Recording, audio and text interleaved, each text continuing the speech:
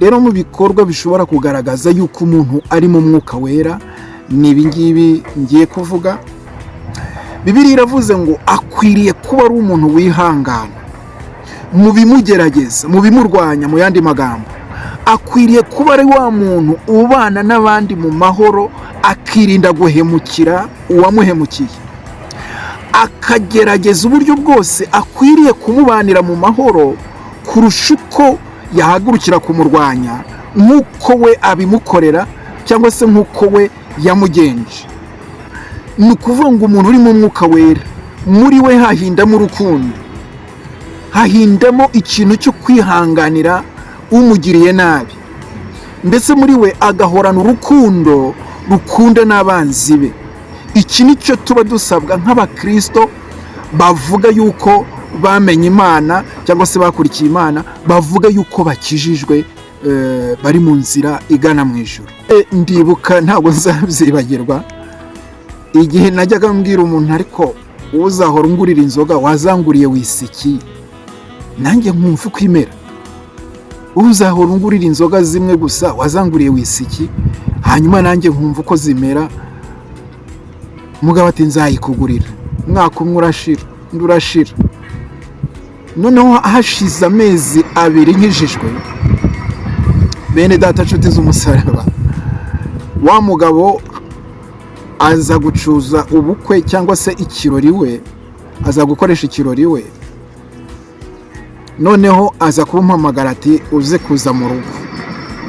Ngewe nkaba nari nzi ko naje mu kirori nk'ibisanzwe, naho kumbi yateguye icupa rya wisiki. Nareba iki kiganiro cyangwa se iyi message ndimo mbaha azabibona. Hanyuma aza kugura rya cupa rya wisiki, agura na coca. Icyo gihe numvaga yuko ngo nta muntu yinywa yonyine ngo yaguhitana. Aza kwiherera mu cyo cyumba, abandi abasiga muri salo. Arambwira ati wowe ngwino, kuko bwo no kuvuga ngo ikirori cyari gisa nkaho gihumuje. None arambwira ati ngwino twicare tuganire. Turicara, ndamusanga kubera ko n'umuntu nubahaga kandi n'umuntu wari ukomeye. Ndamusanga, reka ninjire mu cyumba yari yateguye, nsanga icupa rya wisiki riteretse ku meza n'amacupa 2 ya Coca-Cola. Numva umusatsi unyorosotseho. Hari impamvu yasatinze nuko akurindiriye ngo wihane wiyeze bigutandukanya nawe, utihana gukizwe murakagahe ufite, nacyo uzireguza kandi ntuzamukerereza. Ijuru ni ry'umuntu ku giti cye, mbabwire nawe uzajyana n'undi, nta n'uzabura n'irundi. Buri muntu azibarizwa ibyo yakoze ku giti cye. Ijuru ni ry'umuntu ku giti cye, mbabwire nawe uzajyana n'undi, nta n'uzabura. Dushimye Imana rero duhaye aka kanya, kuko ariyo itumenyera ubuzima bwa buri munsi, ariyo Mana iturinda uko bukeye n'uko bwije. Rero nyemerera, niba aribwo ugifungura iyi channel, aribwo bwa mbere, ukore subscribe, ukore like, kugira ngo tujye dukunda kubana kenshi muri izi message akenshi Imana iba yaducishijemo, cyangwa se mu biganiro Imana yashimye ko ducisha hano kuri channel.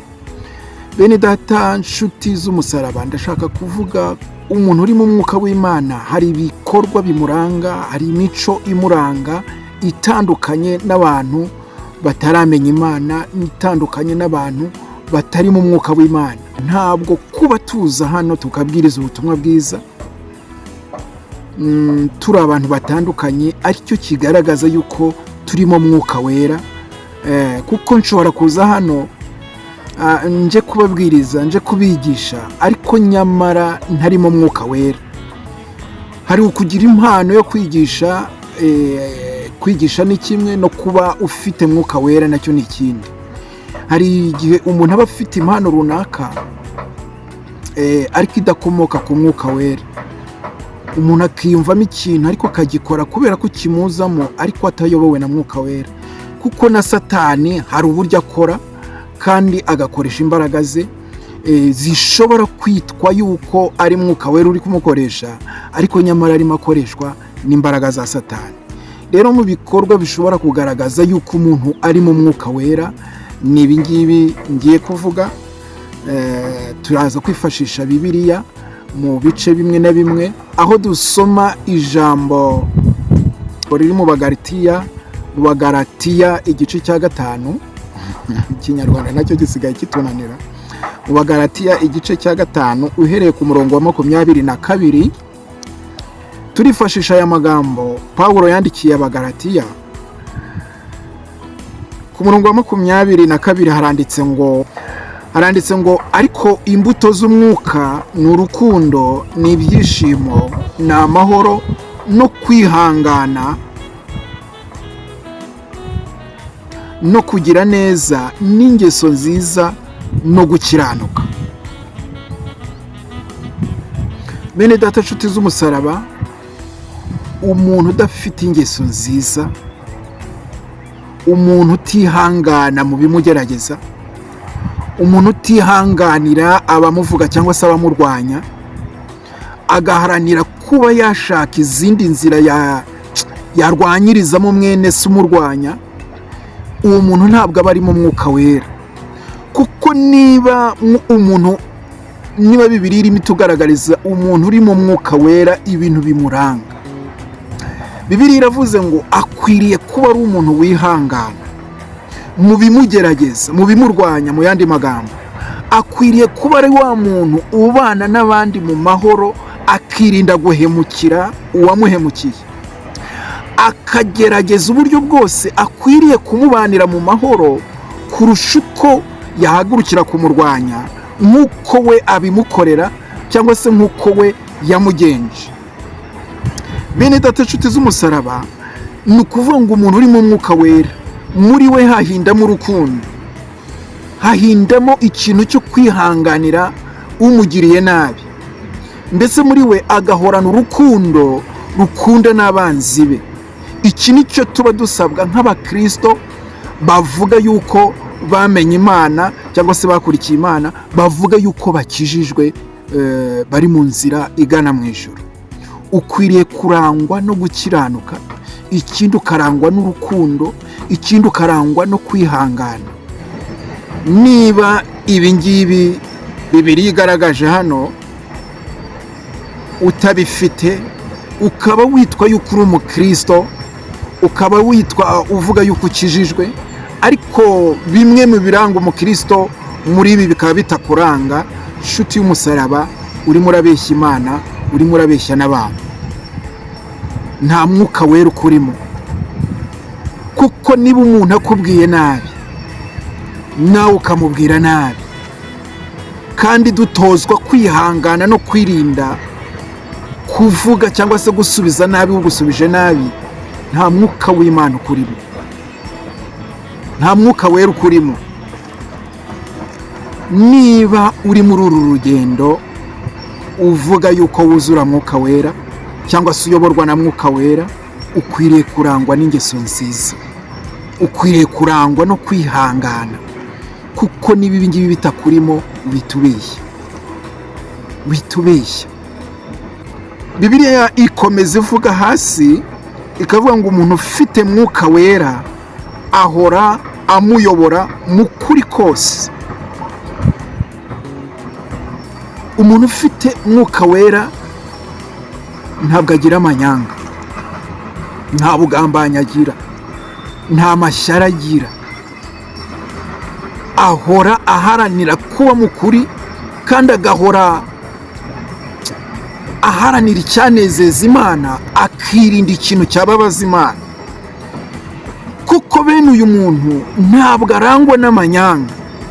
Niyo bamutanzeho umugabo, aharanira kurenganura umuntu cyangwa se kuvuga ukuri kose, atitaye ko umuntu basangira, atitaye ko umuntu babana mu rugo, atitaye ko umuntu hari icyo bahuriyeho. Mwuka wera aramuyobora, akavugisha ukuri kose. Umuntu ufite Mwuka Wera ikizamukubwira nta nubwo abantu kenshi bamwishimira, kuko ibimurimo ntibimwemerera yuko abandi bose cyangwa se abantu benshi bamukunda, kuko usanga hari abamurwanya bitewe n'ukuri kwinshi agira, bitewe n'uburyo nta manyanga agira, kuko usanga ibimwicayemo bidakorana n'abo ukuri kuticayemo. Ugasanga ndabyibuka nkimara gukizwa ntakira uyu mugabo witwa Kristo akinjira muri njye, nahuye n'urugamba rwa bagenzi banjye. Hari abo twabanaga, hari abo twagendanaga, ndetse ndibuka ntabwo nzabyibagirwa igihe najyaga mbwira umuntu, ariko uzahora ungurira inzoga wazanguriye wisiki, nanjye nkumva uko imera. Uzahora ungurira inzoga zimwe gusa wazanguriye wisiki, hanyuma nanjye nkumva uko zimera. Mugabo ati nzayikugurira. Mwaka umwe urashira, undi urashira.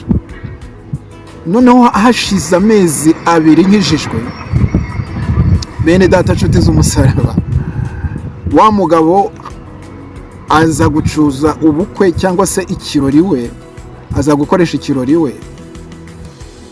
Noneho aza kumpamagara ati uze kuza mu rugo. Njyewe nkaba nari nzi ko naje mu kirori nk'ibisanzwe, naho kumbi yateguye icupa rya wisiki.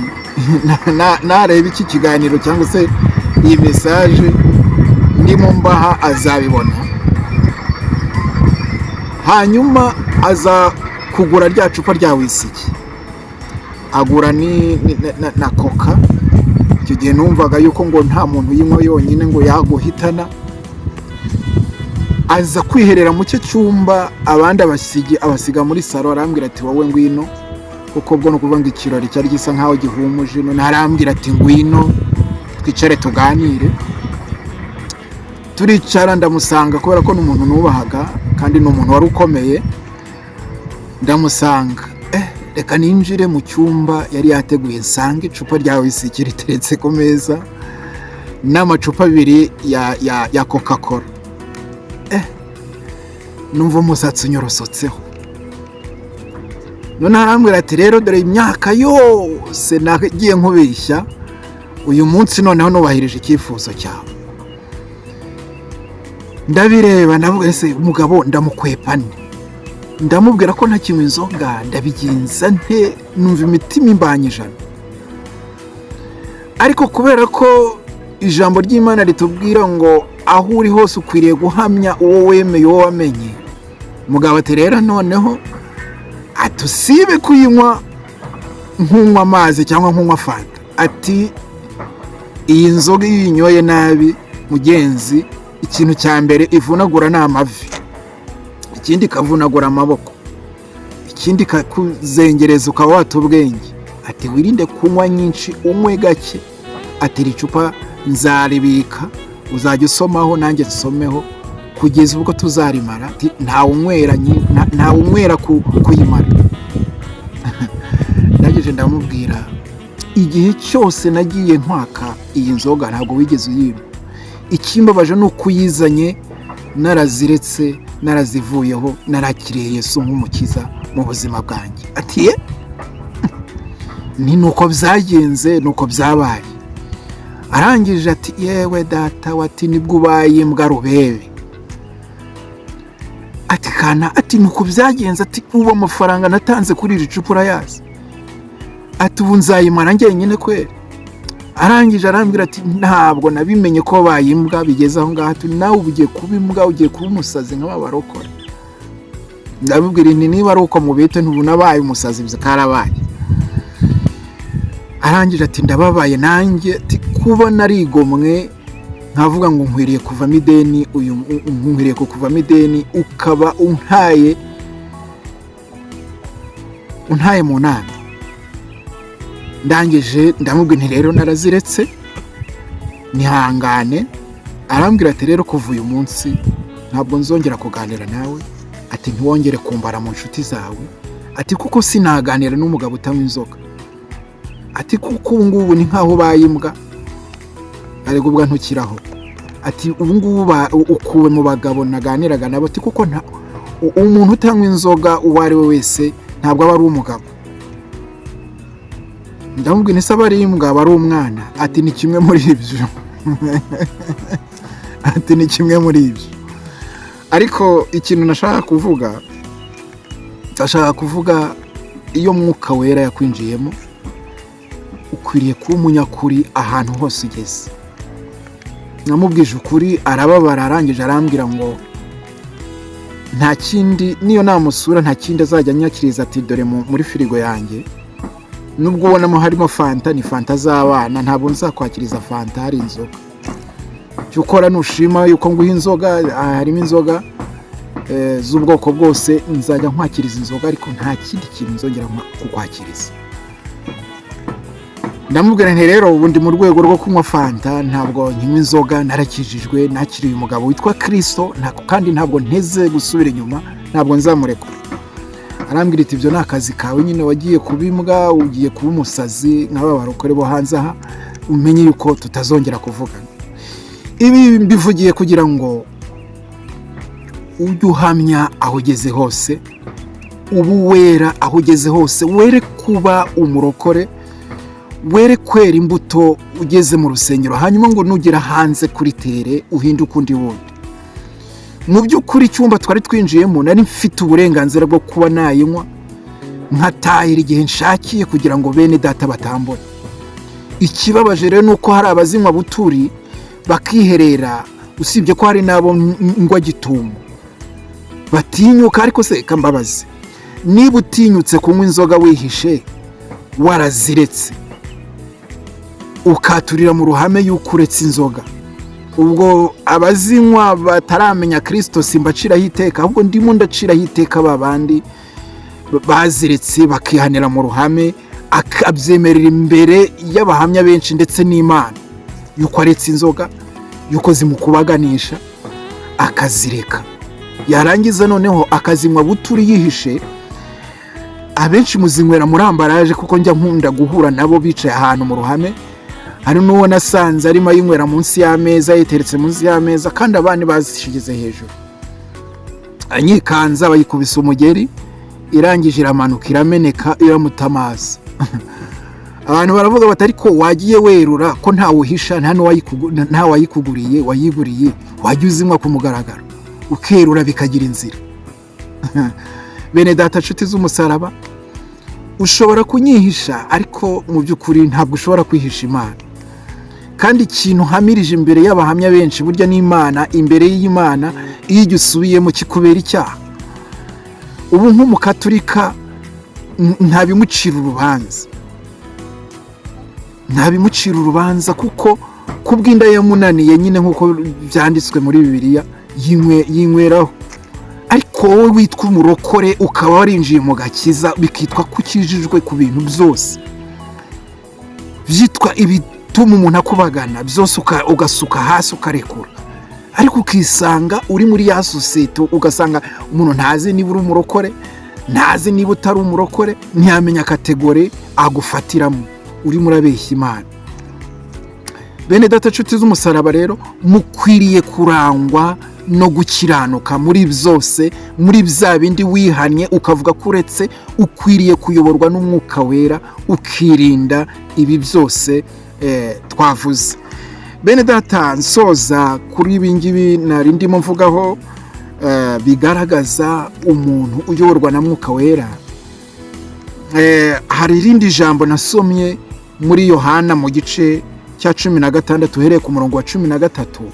Hari andi magambo avuga ngo uwo mwuka w'ukuri naza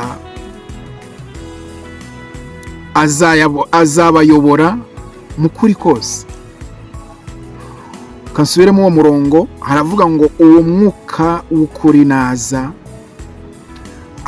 azabayobora mu kuri kose, kuko atazavuga kubwe, ahubwo ibyo azumva nibyo azavuga, kandi azababwira ibyenda kuba. Abo ni abayoborwa na Mwuka Wera. Bene data nshuti z'umusaraba, nanjye ibi ndi kubabwira ni Mwuka Wera wanyoboye, kandi nubwo yanyoboye nawe afite aho yabikuye, nk'uko ijambo ry'Imana ribitubwiye. Iyo afite aho abikura araza akabiduha natwe tukabibamenyesha. Ntabwo Mwuka Wera apfa kuza gusa, yakira ku byo Imana imuhaye nawe akaza akadushyira muri twe, tuyoborwa, twemera ko Mwuka Wera tuyobora, natwe tukabamenyesha. Bene data nshuti z'umusaraba rero, ntabwo tuvuga ku bwacu, tuvuga ku bwa Mwuka Wera. Tuvuga yuko Mwuka Wera yaduhaye kuvuga, kandi nawe yenze ku by'Imana nawe akabizana akabishyira muri twe, natwe tugatobora tukababwira. Niba umuntu wese uyoborwa na Mwuka Wera, akwiriye kwemerera Mwuka Wera akamuyobora. Ndashaka gusoreza kuri iki. Bene data, umuntu ufite Mwuka Wera niwe uzasanga rimwe na rimwe ushobora gukora akazi, cyangwa se ushobora kujya mu kazi runaka. Ako kazi bitewe n'abagakoreramo rimwe na rimwe ntibahamanye nawe, kubera ko wowe urashaka gukorera ibintu mu mucyo, ariko abagakoreramo ntabwo bashaka gukorera ibintu mu mucyo. Ariko ndashaka kumvikanisha uburyo wowe ushobora gushaka gukora ikintu mu mucyo, ariko abo ukorana nabo mu kazi ntibifuze yuko ugikora mu mucyo, ahubwo aho kugira ngo bakorere mu mucyo bagashakisha icyatuma noneho bakurwanya, kugira ngo bosi wawe akwange cyangwa se akwirukane, bitewe n'uko wowe urashaka gushyira ibintu mu buryo, urashaka gukorera mu mucyo, ariko ikikurimo n'ikiri mu bo mukorana ntabwo kibemerera guhuza nawe. Bene data nshuti z'umusaraba, niho uzaba warakiriye umugabo witwa Kristo muri wowe, ukakira Mwuka Wera, ugasanga mu rugo ni wowe ufite uwo Mwuka Wera, ariko ntuhuza n'abo mu rugo, kuko bicara bagutoteza bitewe n'uko hari icyo wakiriye gikorera muri bo, muri wowe, ariko kidakorera muri bo. Ni ukuvuga ngo ikikorera muri bo kirakurwanya, kubera ko ikiri muri wowe ntikibemerera guhuza nabo.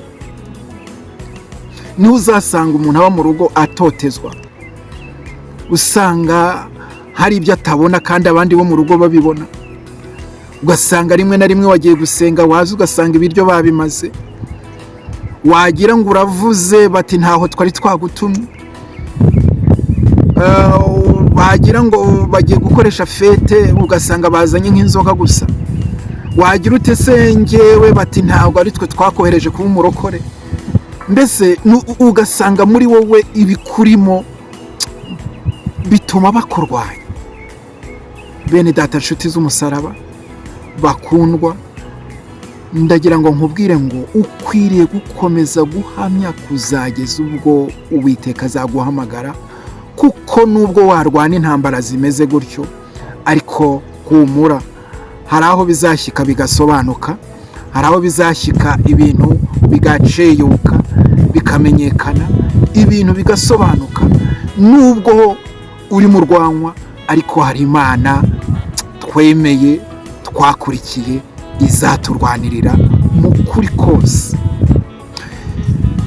Bibiliya ikomeza ivuga yuko mu bigaragaza umuntu uri mu Mwuka Wera arangwa n'ukuri, arangwa n'amahoro, arangwa n'urukundo, kandi agaharanira kubana n'abantu bose mu mahoro ntawe abangamiye. Bibiliya itubwira yuko ibyo byose ku muntu bifite ngo nta mategeko abirwaye. Bene data nshuti z'umusaraba, mwifuze kuba abanyamwuka, mwifuze kuba abanyakuri, mwifuze kugendera mu kuri kose Imana ibashakamo. Nshuti z'umusaraba, nutagwa isari Imana izabiguhembera. Ndasoje, amahoro y'Imana abe muri wowe wankurikiye, kandi Mwuka Wera akuganze mu kuri kose. Shalom shalom, nakagaruka. Yari Faustin Mwenya.